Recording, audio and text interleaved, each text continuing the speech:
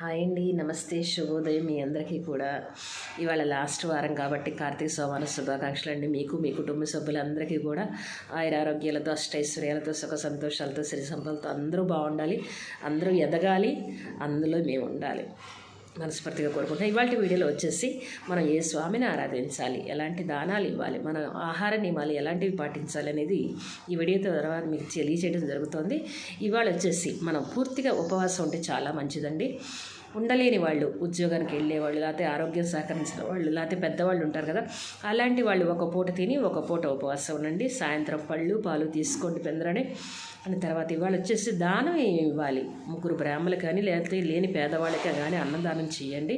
తర్వాత సాయంత్రం శివాలయానికి వెళ్ళి బ్రాహ్మడికి స్వయం పాకం ఇచ్చుకొని ఆ స్వామివారి ఆశీస్సుల కృప మీకు పోవడం ఎల్లవేళలా ఉండాలని మనస్ఫూర్తిగా కోరుకుంటూ ఈ వీడియో చేయడం జరుగుతుంది. Thank you.